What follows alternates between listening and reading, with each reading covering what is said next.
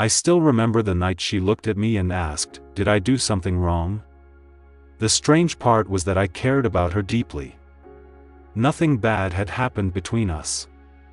Yet somehow, I had become distant.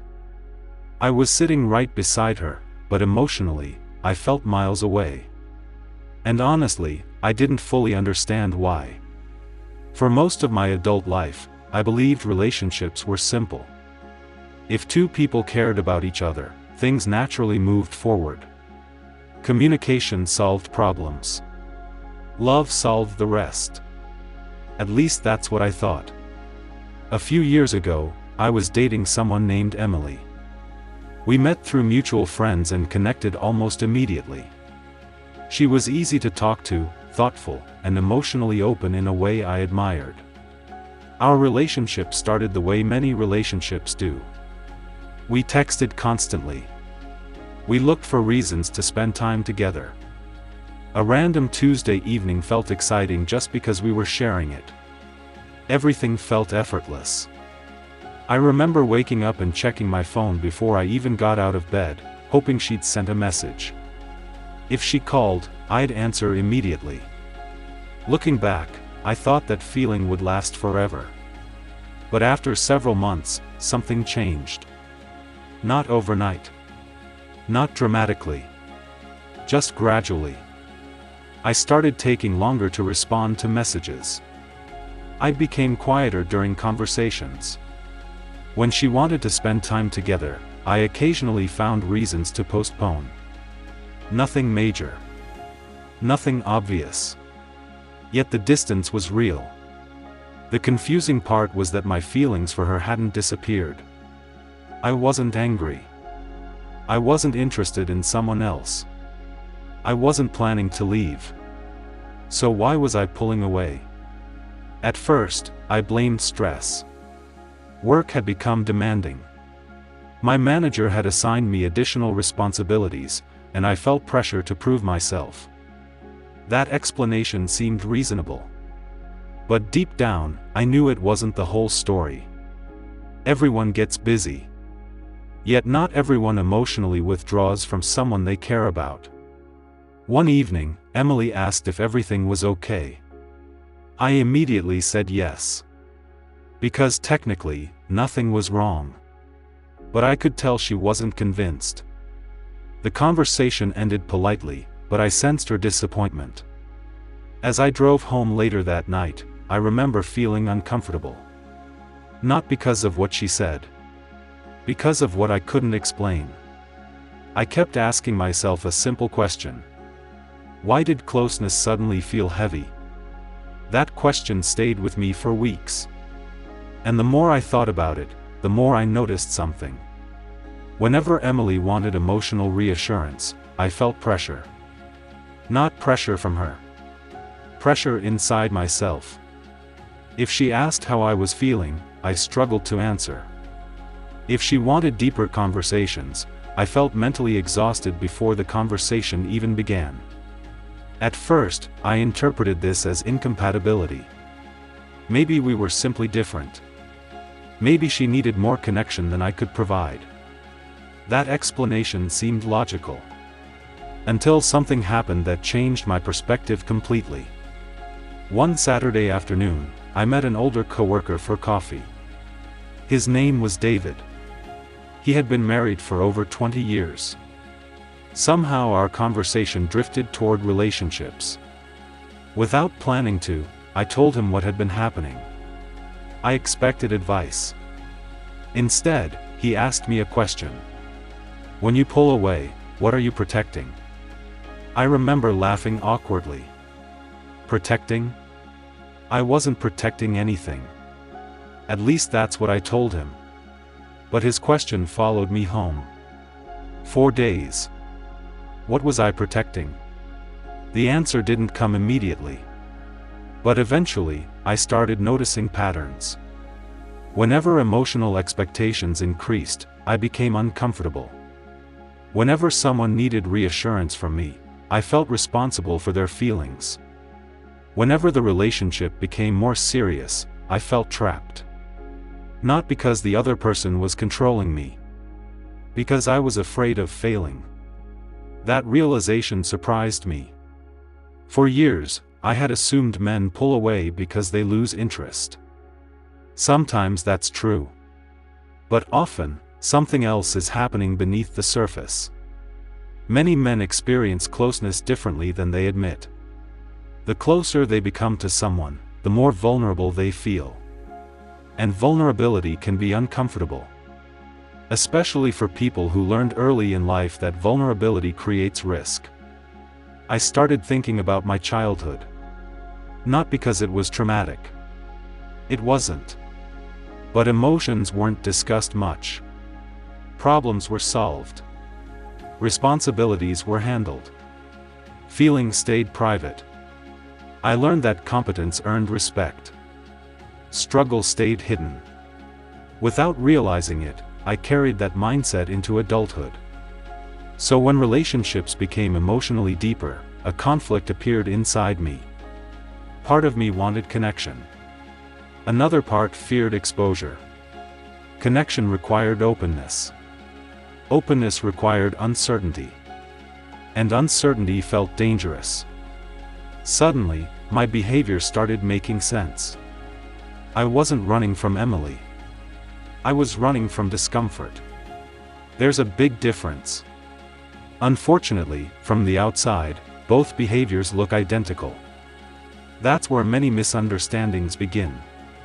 A few weeks later, Emily and I had a conversation that changed everything. For the first time, I stopped trying to provide perfect answers. Instead, I told her the truth. I told her I didn't fully understand my reactions.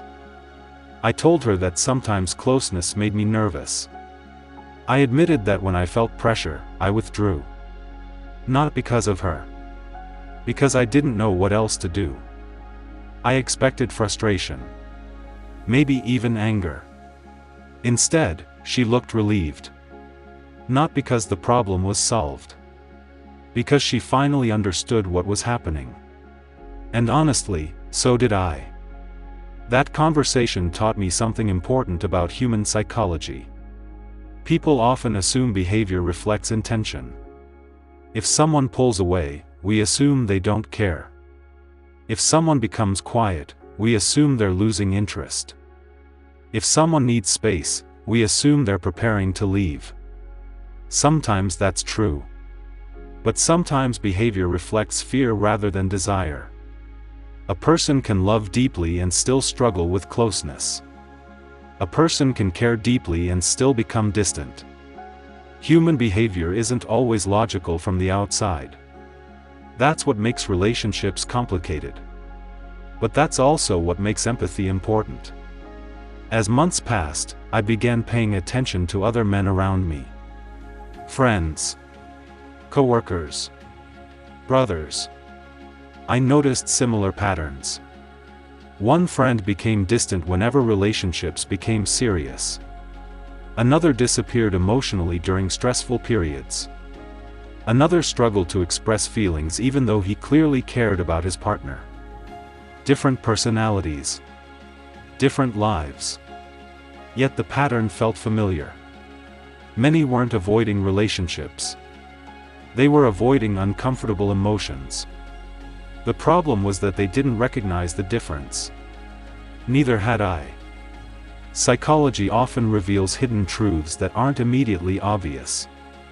One of those truths is that people rarely react to reality itself. They react to their perception of reality. And perception is shaped by experiences, beliefs, assumptions, and fears. Two people can experience the exact same relationship differently. One person experiences closeness as safety. Another experiences closeness as pressure. One sees commitment as security. Another sees commitment as responsibility. Neither perception is necessarily right or wrong. They're simply different.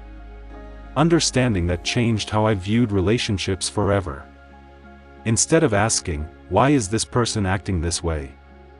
I started asking, what might this behavior mean beneath the surface? That question created space for curiosity. And curiosity often creates empathy. Years later, I can see how much unnecessary confusion came from assumptions. Emily assumed my distance meant something was wrong. I assumed my discomfort meant something was wrong. Neither assumption was accurate. The truth sat quietly underneath both of us, waiting to be understood. The truth was that emotional closeness had activated fears I didn't know existed. And because I didn't understand them, I responded automatically. I withdrew. Not intentionally. Not maliciously. Just habitually. Once I became aware of that pattern, everything began to change. Awareness didn't magically solve every problem. But it gave me a choice. Instead of pulling away automatically, I could pause. Instead of creating distance, I could communicate. Instead of assuming vulnerability was weakness, I could recognize it as part of connection. That shift transformed not only my relationships but also my understanding of myself. Because sometimes the biggest relationship challenge isn't understanding another person. It's understanding the hidden motivations behind our own behavior. The things we do automatically. The reactions we justify. The fears we never question. Those hidden patterns often shape our lives more than we realize. Today, when someone asks why men pull away in relationships, I think the answer is more complex than most people expect. Sometimes they lose interest. Sometimes they're overwhelmed. Sometimes they're confused. Sometimes they're afraid.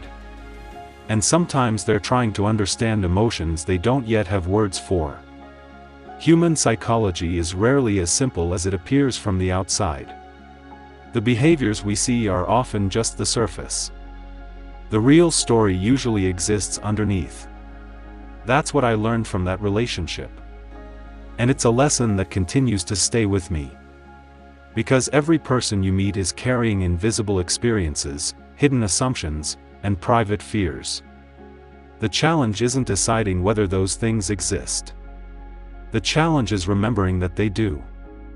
And maybe that's the real shift in perspective. Not asking why someone changed, but asking what they might be struggling to understand about themselves. Because sometimes distance isn't rejection. Sometimes it's confusion. Sometimes it's fear. And sometimes it's a person standing in front of a door they want to walk through, trying to figure out why they're hesitating. The older I get, the more I realize that relationships aren't just about understanding each other. They're about understanding the parts of ourselves we've spent years avoiding. And that leaves me wondering, how many people have we misunderstood simply because we only saw their behavior, and never the hidden story behind it?